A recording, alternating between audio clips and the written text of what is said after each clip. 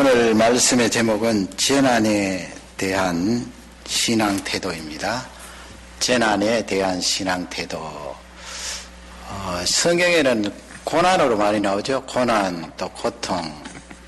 그러나 오늘 말씀은 재난이라는 말씀 성경에 잘 나오지 않습니다. 그러나 일반적으로 우리가 사용하는 재난에 대한 나의 신앙적인 태도가 어때야 하는가 하는 것을 말씀을 통하여 살펴보기를 원합니다. 우리가 문명을 누리며 살지 않습니까? 아담, 하와 창조전 이후로 수천 년이 지나서 오늘까지 왔는데 하나님께서 사람에게 부어주신 지혜가 놀랍습니다. 얼마나 놀라워요. 비행기를 만들고 배를 만들고 또 가정마다 자동차가 있어서 이 자동차를 가지고 편리한 문명시대를 살고 있습니다. 이 문명을 누리는 반면에 재난이 찾아옵니다. 사고가 일어나는 거죠. 그 비행기를 요즘 타지 않고 먼 나라에 갈 때 배를 타고 가지는 않습니다. 가까운 지역이야 뭐 배 타고 여행을 합니다만은, 그리고 여행을 목적으로 또 바다 여행을 위해서 크루즈를 탑니다만은 대개는 비행기를 이용하죠. 10시간, 20시간 하면 아무리 먼 곳도 갈 수 있으니까 얼마나 편리합니까? 옛날에는 상상도 하지 못할 일인데, 그러나 이 비행기를 인간이 지혜를 가지고 만들고 편리함을 누리는데 사고가 나잖아요. 얼마 전에도 말레이시아 항공이 떨어졌는데 어디에 떨어졌는지 정확하게 파악도 못하는 이 상태에 200명 이상 되는 사람이 세상을 떠나게 되고요. 배도 마찬가지고요.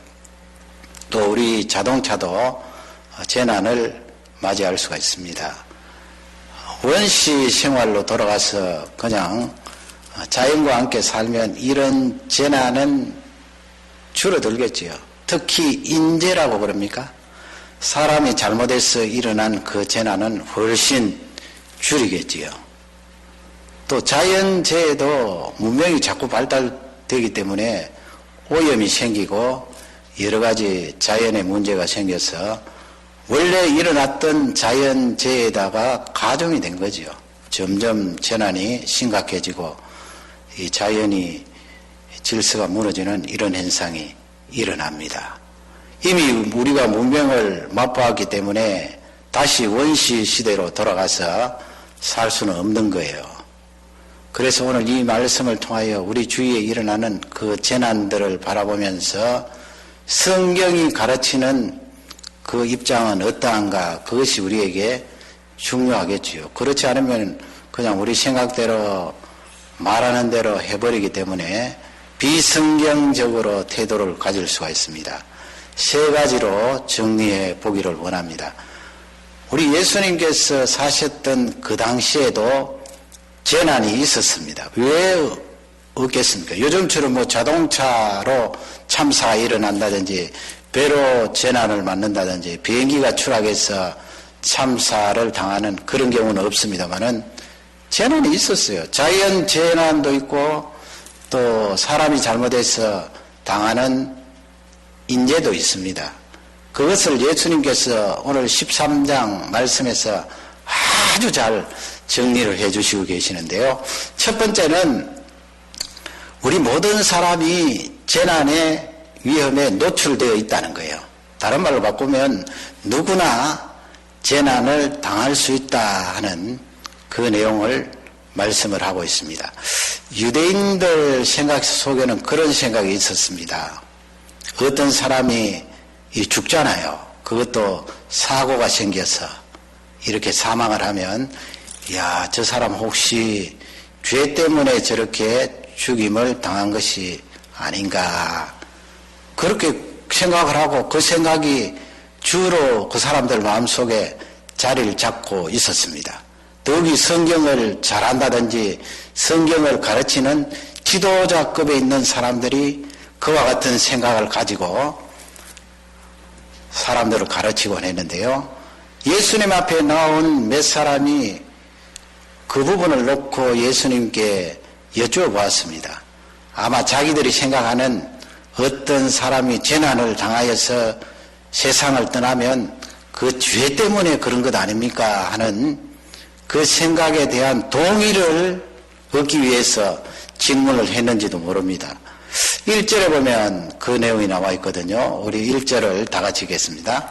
그때 마침 두어 사람이 와서 빌라도가 어떤 갈릴리 사람들의 피를 저희의 제물에 섞은 일로 예수께 고하니. 아멘. 그 내용을 보면은 무슨 내용인지 정확하게 파악이 안 돼요. 빌라도가 나오고 뭐 갈릴리 사람들 나오고 뭐 희생을 드릴 때 그 피를 섞었다 이런 말씀이 나오는데, 빌라도는 여러분 잘 아시잖아요. 예수님 사형 선고를 내린 로마의 총독입니다. 그 총독이 이 갈릴리 사람들을 학살했습니다. 로마 사람이 자기들이 정복한 지역의 사람들을 다스리기 위해서 얼마나 많은 사람들을 해하였겠어요. 상상을 초월하겠지요. 그 무력으로 힘으로 정복한 그 나라를 지배하고 다스려야 되기 때문에 많은 생명을 빼앗게 되었는데, 이 갈릴리 지역의 유대인들이 되겠죠. 그 유대인들이 하나님 앞에 제사를 드립니다. 그 구약시대 제사는 짐승들을 잡아서 그 피를 가지고 하나님 앞에 예배를 드리잖아요. 그럴 때 무슨 이유인지는 모르지만은 이 빌라도가 갈릴리의 그 유대인들을 학살했어요. 그게 요세푸스라는 역사가가 여러 군데 지적을 했는데 정확한 근거는 없습니다만은 어떨 때는 3,000명 정도 그렇게 학살을 했다고 합니다. 그러니 그에 따르면 얼마나 엄청난 숫자가 희생을 당했습니까? 그렇게 희생을 당하는 사람들 보면서 유대인들이 저 사람들이 공연히 저렇게 세상을 떠날 리는 없다. 틀림없이 우리보다는 더 심각한 죄를 저들이 지었을 것이다. 그렇게 생각하는 거예요. 그리고 예수님 앞에 동의를 구하는 식으로 그렇게 대답을 기다렸습니다. 우리 예수님은 그 부분에 대해서 어떻게 답을 하십니까? 그 답은 정확하겠지요. 우리가 그 답을 붙들면 됩니다. 유대인들이 생각하는 그런 입장하고는 다르죠. 우리 예수님이 친히 말씀해 주셨기 때문에 2절에 예수님이 답변하시는데요. 2절을 다 같이 읽겠습니다. 대답하여 가라사대 너희는 이 갈릴리 사람들이 이같이 해받음으로써 모든 갈릴리 사람보다 죄가 더 있는 줄 아느냐. 그 해받음으로써 그렇게 예수님 말씀하셨는데 죽임을 당한 그 사건을 말하지요. 빌라도가 개입해서 갈릴리에 있는 많은 사람들을 학살했는데 그들이 죽임 당한 것은 너희들보다 죄가 더 많아서 죽임을 당한 것이 아니다 하는 것을 잘라 말씀해 주셨습니다. 유대인들은 자기들은 죄가 적고 죽임을 당한 그 사람들은 죄가 많기 때문에 아마 그런 학살이 일어났을 것이다 추론을 하는데, 예수님은 아니다 잘라서 말했습니다. 그러니 이 말씀은 모든 사람이 재난, 참사의 위험에 노출되어 있다 하는 것을 우리에게 간접적으로 알려주시는 그런 말씀이에요. 그 빌라도 학살 사건 말고 예수님께서 또 하나를 더 들어서 그들에게 설명을 합니다. 그게 4절이에요. 4절을 다 같이 읽겠습니다. 또 실로암에서 망대가 무너져 치어 죽은 18사람이 예루살렘에 거한 모든 사람보다 죄가 더 있는 줄 아느냐. 실로암 하면 여러분 잘 아시죠? 그 예루살렘 성 바깥에 있는 기혼이라는 샘물이 있습니다. 아주 높은 지대 성읍입니다만은 그 산 꼭대기에도 샘물이 있었어요. 그 기혼이라는 샘물을 예루살렘 성 안으로 끌어들여서 용수로 사용을 하는데, 옛날에 히스기야 임금님 시절에 그 수로를 팠어요. 기혼과 예루살렘 사이에 굴을 뚫어서 기혼에 있는 샘물이 땅속으로 이렇게 수로를 통하여 예루살렘 성 안으로 들어오게 되는데, 거기에 마지막 예루살렘 성 안에 연못을 만들어서 그 물이 고이도록 했습니다. 그러면 성읍의 사람들이 물을 마실 수가 있는데요. 그게 바로 실로암 연못입니다. 요한복음 9장에 보면은 시각장애자가 고침을 받는 그 자리죠. 예수님이 실로암에 가서 씻으라 해서 씻고 고침을 받는 그 연못인데 거기에 타워가 있었습니다. 망대. 아마 연못 이 용수 저장해 놓은 그 자리가 중요하기 때문에 또 성을 지킬 그 목적도 겸하여서 높은 망대를 세웠나 봅니다. 타워입니다. 그런데 그 망대가 무너졌어요. 예수님께서 18명 사망했다 그렇게 말씀을 합니다. 18사람 하면 상당히 많은 숫자잖아요.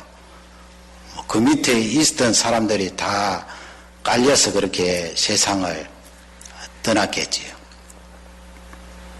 참사예요. 재난입니다. 이런 많은 사람들이 세상을 떠난 현장을 예수님께서 바라보면서 실로암의 망대가 무너져서 죽은 그 사람들도 너희들보다 죄가 많아서 죽은 것이 아니다. 우리 예수님께서 잘라서 그렇게 말씀을 합니다. 그러나 여러분 신앙생활 오래 하다 보면 이 유대 종교 지도자들처럼 성경도 잘 아는 그들이 독선적인 것이 우리에게 찾아올 수가 있습니다. 물론 진리, 예수 그리스도로 말미암아 구원함을 받고 예수님이 길이 되셔서 하나님 앞으로 나아갈 수 있다 하는 그 진리는 하나지요. 그건 진리이기 때문에 양보할 수 없는 거예요.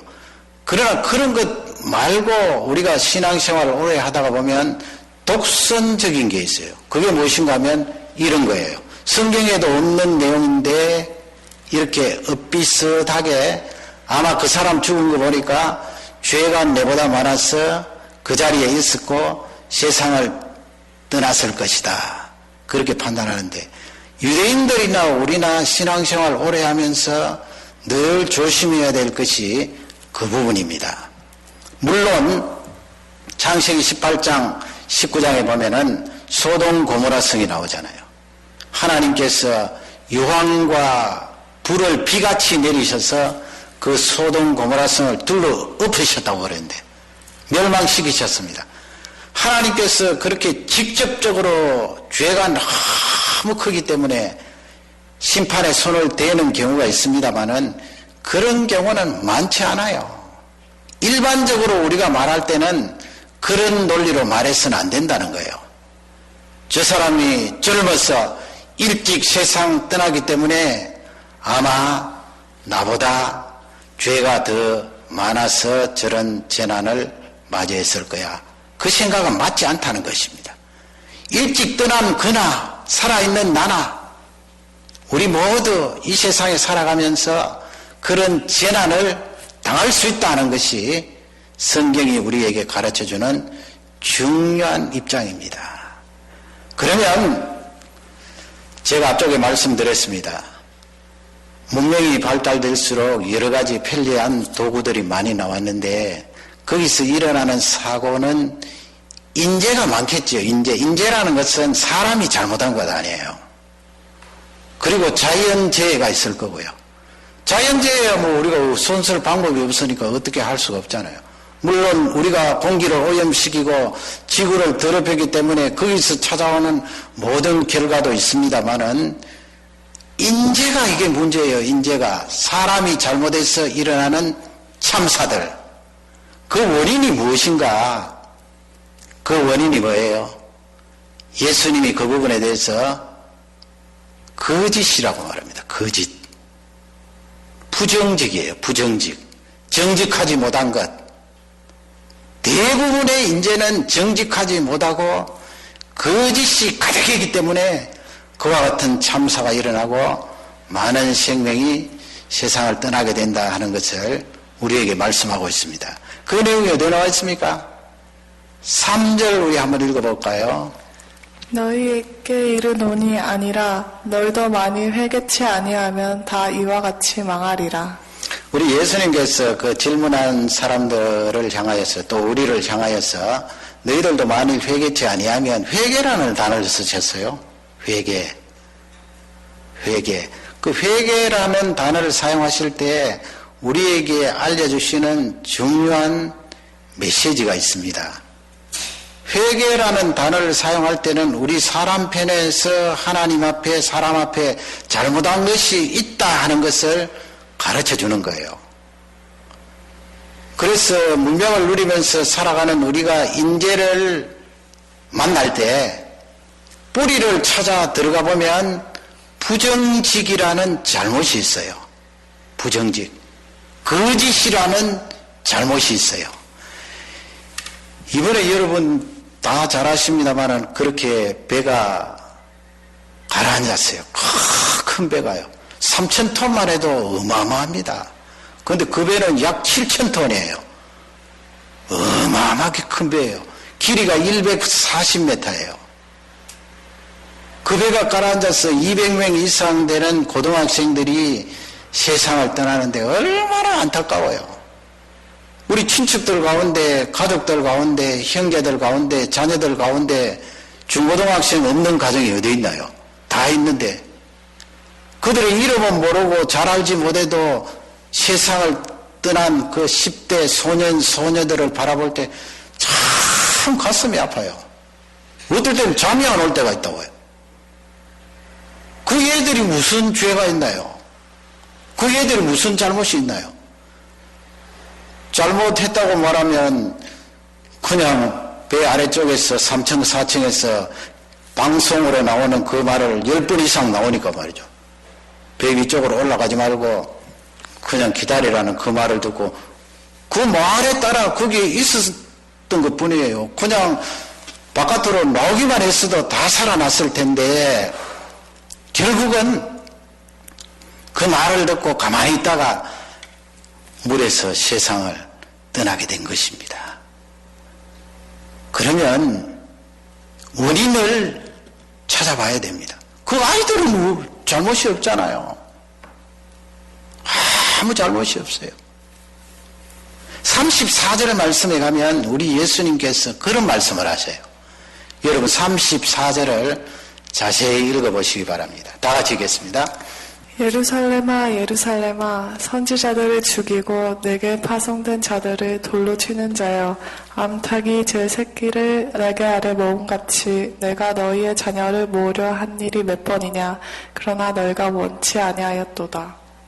상당히 긴 구절인데요. 예루살렘아 예루살렘아 그렇게 부르는데 그건 예루살렘 성읍을 부르는 거 아니에요. 예루살렘 할 때는 하나님의 백성들, 그 유대인들, 베냐민 지파 사람들, 하나님의 자녀들아, 구약시대의 하나님의 자녀들아, 예수님께서 안타까이 그들을 부르시면서 뭐라고 말합니까? 선지자들을 죽이고 하나님께서 파송한 자들을 돌로 친 자들. 그게 중요한 핵심이에요. 회개를 말씀하신 예수님께서 34절에 하나님의 종들이 돌에 맞아 죽었다. 너희들에 의해서. 하나님이 파송한 그 귀한 사람들이 생명을 잃었다. 너희들이 그들을 죽였기 때문이다. 회개와 연관해서 그 말을 하고 있는 것입니다. 그러면 이스라엘 사람들이 왜 하나님이 보내신 종들, 선지자 하나님께서 보내셨잖아요. 하나님이 뽑으시고 하나님이 말씀을 주셔서 그 말씀을 전하도록 했는데 왜 이스라엘 사람들이 그들을 돌로 쳤습니까? 생명을 끊었습니까? 그건 거짓이기 때문에 그래요. 거짓이 자기들에게 가득했기 때문에 그래요. 거짓이 가득한데 왜 하나님의 사람들을 해하였는가? 하나님의 사람들이 그들 앞에 말씀을 전하고 행하는 그 일은 참이잖아요. 참을 전하지 않으면 하나님께서 그들을 치실 텐데 참인데 말이죠. 참을 거짓을 가지고 있는 그들에게 전하고 말하니까 거짓을 가지고 있는 그 사람들이 부정직하기 때문에 견딜 수가 없는 거예요. 그러니 참을 말하는 그 하나님의 종들을 쳐서 사망케 한 것입니다. 그것을 예수님께서 말씀을 하십니다. 그러면 왜 그와 같이 큰 참사가 일어나는 거. 그건 인재잖아요, 인재. 사람이 잘못해서, 사람이 부정직해서 그와 같은 참사가 일어난 거예요. 그것은 이스라엘 백성들이 참을 말하는 하나님의 종들을 돌로 친 것과 다를 바가 없어요. 똑같잖아요. 대개 그 유람선들은 짐을 많이 실어요. 우리 지금 BC 페리도 보면은 차들이 막 들어가고 짐을 실어요. 짐을 어느 정도 실으면 상당히 좋지요. 왜냐하면은 배의 무게를 이렇게 잡아주니까 좋잖아요. 그냥 가볍게 가는 것보다 훨씬 나아요. 만약 짐을 그렇게 싣지 않으면 아래쪽에 물을 집어넣어야 돼요. 그렇지 않으면 배가 흔들려서 뒤집어진다고요. 그런데 문제는 뭐예요? 그 부정직, 거짓이 너무 컸어요. 누가요? 그 배 주인이. 배 주인이 그렇게 지시를 내리니까 그 밑에 일하는 사람도 그냥 가만히 있은 거예요. 화물 짐을 얼마나 실었는가 하면은 3배나 실었어요. 3배. 3배나 실으면 배가 무게에 의해서 물 위쪽으로 내려가잖아요. 내려가면 배 바깥쪽에 이렇게 라인이 있어요. 몇 메다 내려가면은 지금 몇 톤 실었다, 몇 톤 실었다 나오기 때문에 금방 보면 알 수 있어요. 물 높이를, 바깥에 있는 바닷물 높이를 조절할 수 없으니까, 그러면 바깥에서 보고 이 배 짐을 너무 많이 실었다 빼내라 그러잖아요. 그러니까 원래 제일 밑바닥에 물을 채워요. 물을 안 채우면 배가 위로 떠서 가벼워서 넘어지기 때문에 물을 채우죠. 물 채우고 그 다음에 화물도 3배 이상 실으니까 배가 너무 내려가잖아요. 물 밑으로요. 그러니까 이 배 출발하지 못한다. 그러니까 사람들이 뭘 했는가 하면 제일 아래쪽에 채우는 물을 빼버린 거예요. 공기만 있는 거예요. 그러니까 배는 위쪽으로 올라오죠. 무게가 가벼워졌으니. 그러나 짐은 3배 이상 실었다. 그걸 다 눈 감아준 거예요. 검사하는 사람. 그리고 위쪽에 배 주인은 계속해서 짐을 실어라. 그 부정직이잖아요. 거짓말이잖아요.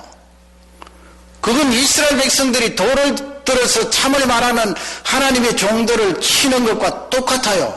왜냐하면 사람들이 거기 타고 있는데요. 그러니 그 사람들은 돈과 사람이 있는데 사람을 앞세워야 되잖아요. 그게 참이잖아요. 사람의 생명이 얼마나 귀한데. 그러나 이 사람들은 돈을 앞세운 거예요. 돈이 첫째, 돈을 버려야 되니까. 사람의 안전은 두 번째, 사람의 생명은 두 번째. 그러니 배가 어떻게 견뎌요? 그게 부정직이에요. 거짓이에요.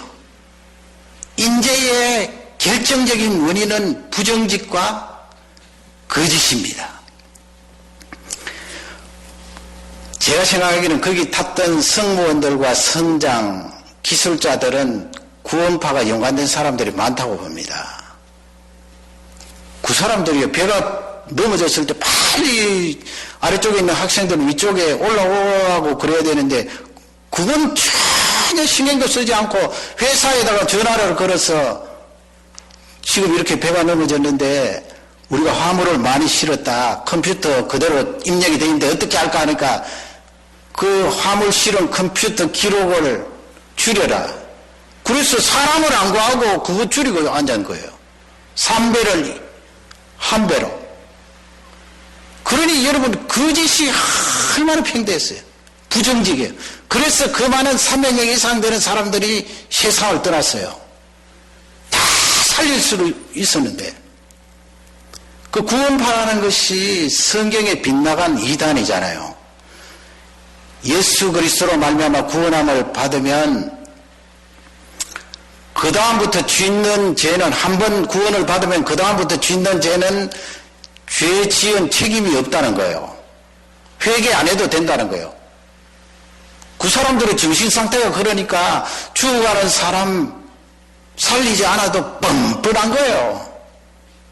밥은 그전보다도 더 잘 먹고 잠은 더 잘 자고 그 웬일입니까? 성경에도 없는 그와 같은 교리를 통하여 그 속에 부정직이 가득합니다. 거짓이 가득해요. 참은 밀려가 버리고 말았습니다. 그래서 죄 없는 그 학생들이 세상을 떠나게 된 것입니다. 인재의 원인은 부정직입니다. 여러분, 우리에게도 이런 인재의 큰 참사는 아닐지라도 조그마한 어려움도 찾아올 수 있잖아요. 그 어려움을 거슬러 올라가면서 회개할 것이 없는가, 나 개인은 찾아봐야 돼요. 왜 이와 같은 어려움이 나에게 찾아왔는가? 내가 잘못했어. 하나님 앞에 회개할 것이 있었어. 이와 같은 일이 일어나지 않았는가? 그 사람들은 그것을 계속해서 누적시키고 나중에는 회사에게까지 자신의 부정직을 주장하면서 짐을 그렇게 싣다가 배 밸런스 맞추어지는 물까지 다 빼버리다가 결국은 그렇게 많은 사람들의 생명을 빼앗은 것입니다. 하나님이 우리에게 가르쳐 주시는 것은 정직입니다. 정직이에요. 정직이 얼마나 중요합니까? 그 거짓말 때문에 그와 같은 엄청난 재난이 일어났던 것입니다. 이것이 우리에게 주시는 중요한 메시지예요. 재난을 바라보는 신앙적인 태도입니다. 마지막 세 번째로 예수님께서 그러면 원인도 가르쳐 주셨는데 우리가 붙들어야 될 것이 무엇인가? 그건 바로 하나님과의 관계라는 거예요. 재난을 바라볼 때 하나님과의 관계를 꼭 잊지 말라는 것입니다. 왜 하나님과의 관계를 예수님이 강조하셨나요? 언제 죽을지 모르잖아요. 지금 유대인들은 예수님 앞에 나와서 죽은 저 사람들 우리보다 죄가 많아서 그런 것 아닙니까? 그런 뉘앙스로 질문을 하는데 예수님은 정확하게 우리에게 지적을 하는 거예요. 너 그렇게 말하자면 너도 언제 죽을지 모르잖아. 너가 그 자리에 들어가 있을 수도 있잖아. 나이가 젊든 나이가 많든 언제든지 세상 떠날 수 있기 때문에 세상 떠나면 하나님과 대면을 해야 되잖아. 하나님 만나야 되잖아. 그러니까 하나님과의 관계가 그토록 중요하다는 것입니다. 재난을 바라보는 신앙적인 태도, 하나님과의 그 관계를 놓치면 안 된다는 것입니다. 그게 어디 있습니까? 회개를 한 번 더 말하지요. 실로암 말씀하시면서 5절을 다 같이 읽겠습니다. 너희에게 이르노니 아니라 너희도 많이 회개치 아니하면 다 이와 같이 망하리라. 한 번 더 말씀합니다. 회개를 말합니다. 회개라는 게 뭐예요? 내가 하나님 앞에 잘못한 것, 사람 앞에 잘못한 것, 하나님 앞에 내어놓고 예수 그리스도를 의지하면서 이거 잘못했습니다. 하나님 용서해 주십시오. 그리고 내가 이쪽으로 나아가면서 잘못했는데 완전히 방향을 바꾸어서 180도로 바꾸어서 다른 방향, 하나님이 원하시는 방향으로 나아가기를 원합니다. 하나님 용서해 주십시오. 우리 하나님이 회개하는 그런 사람들을 너무 좋아하세요. 너무 반가워하세요. 그러니 하나님과 나 사이의 관계가 회복이 되는 거예요. 회개는 안 하고 자꾸 원망하고 불평하고 거짓말하고 부정직으로 말하면 하나님이 싫어하세요. 어떻게 저 모양으로 돌아가느냐. 예수님이 회개를 말씀하시면서 7절에 가면 그 7절은 주인이 말씀하셨다 그 말은 안 나옵니다만은 주인이 그 과원지기에게 말씀하는 내용이 나와 있어요. 주인은 하나님 아버지예요. 과원지기는 예수님이에요. 이 세상에 오신 예수님. 우리 7절을 다 같이 읽겠습니다. 가원지기에게 이르되 내가 3년에 와서 이 무화과 나무의 실과를 구하되 얻지 못하니 찍어버리라. 어찌 땅만 버리느냐.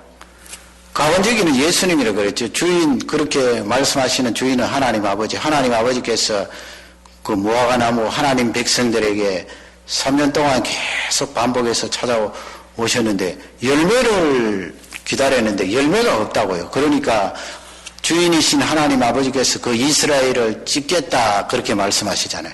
거기서 말씀하는 열매가 뭐예요? 열매. 오늘 말씀에 적용하면 거기서 말하는 열매는 바로 사람을 살리는 것이 먼저라고요. 사람을 살리는 것이. 사람을 살리는 것이 첫째잖아요. 사람을 사랑하는 것이 첫째고요.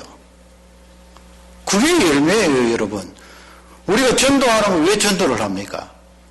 정말 안타까운 심정으로 그 영혼이 구원함을 받기 위해서 구원파 일당들이 그렇게 엉뚱하게 구원을 말하는 바람에 이 구원이라는 단어가 완전히 희석이 되어서 이 세상에 나가게 되는데 그 구원이 얼마나 놀라워요. 그 사람을 사랑하고 안타까운 심정으로 복음을 전하는데 그 사람 살리는 거예요. 그 열매예요. 이 성장으로 말하면 배가 지금 가라앉고 있는데 자기가 해야 될 책임은 배 아래쪽에 있는 그 사람들을 책임지고 구해야 되잖아요.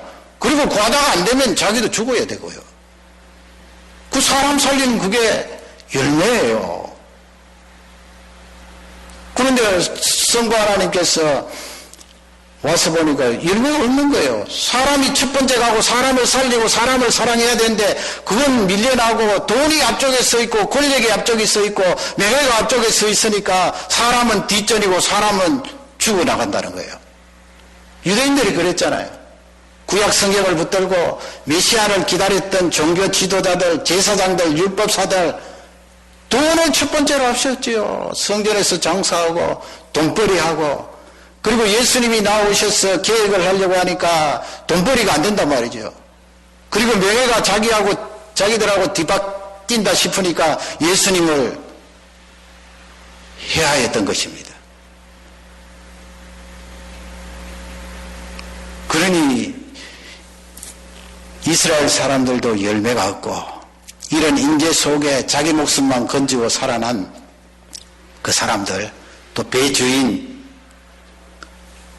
배주인이 구원파의 두목 아닙니까? 열매가 없는 거예요. 열매가. 사람이 뒷전인데 무슨 열매가 있나요? 사람이 다 죽었는데. 그러니 성부 하나님께서 이런 나무는 찍어버리리라 당연히 그렇게 말씀하시겠죠. 자기 생명은 귀한 줄 알고 중요한 줄 알고 바들바들 떨면서 남은 수백 명 죽어나가도 눈 하나 끔찍하지 않는 그 열매가 없는 거예요. 성부 하나님께서 찍어버리겠다 하니까 8절 말씀에 가원직인 예수님께서 그런 말씀을 하세요. 8절을 다 같이 읽겠습니다. 대답하여 가로되 주인이여 금년에도 그대로 두소서 내가 두릅하고 걸음을 줄이니. 여러분 그 예수님께서 그 주인이여 성부 하나님께 기도하잖아요. 금년에도 그대로 두소서. 그 지금 중보하는 거예요. 장차 십자가 지시면서 죄인들을 위하여 피를 흘리시고 살을 찢고 그 희생의 대가로 죄인들을 하나님 앞에 나아갈 수 있도록 연결하는 중보잖아요. 중보를 지금 말씀하는 거예요. 그래서 이 무화과 옆에 하나님 백성들 옆에 땅을 파고 나무가 뿌리 잘 뻗어 나가려면 땅을 파주고 푸석푸석하게 해야 되죠. 그리고 거기에다가 거름을 퇴비를 부어 넣어야 돼요. 예수님께서 그렇게 하시겠다는 말씀은 이 백성들에게 기회를 한 번 더 주십시오. 내가 이 백성들을 위하여서 저들이 회개하고 하나님과 바른 관계를 가질 수 있도록 중보하겠습니다. 이 말씀이에요. 그들이 예수 그리스도의 중보에 따라 하나님 앞에 회개하면 하나님과의 관계가 탁 연결이 되는 것입니다. 하나님과의 관계가 정확하게 연결이 되어 있으면 재난이 여러분 무슨 염려가 됩니까? 재난 염려 안 돼요. 생각하면 두렵기는 하겠지만은 근본적으로 우리를 흔들 수가 없어요. 하나님과의 관계가 잘 안 돼 있고 회개할 것이 많기 때문에 부들부들 떨지요. 하나님과의 관계가 잘 돼 있고 하나님을 나의 아버지로 늘 고백하면 재난을 바라보는 시각이 다르겠죠. 뭐 한국에 그 와중에 전동차도 부딪히고 계속 사고 나잖아요. 불안할 것 같아요. 여기 있어도 우리도 좀 불안하지 않아요? 앞으로 배 타겠나 싶어져요. 그게 우리 사람의 심정인데 그러나 예수님이 우리에게 말씀하시는 것은 자연재해든 인재든 그것을 바라볼 때 하나님과의 관계를 염두에 두고 하나님과의 관계를 늘 끈끈하게 하면 염려와 근심과 두려움과 불안과 좌절이 너를 엄습하지 못할 것이다 라는 것을 우리에게 잘 알려주고 있습니다. 우리 조국의 이런 큰 슬픔을 기도하면서 오늘 성경이 주는 이 메시지를 통하여 더욱 힘을 얻으시고 하나님과의 관계에 늘 매진하는 우리 모든 종들이 되시기를 주님의 이름으로 축원합니다.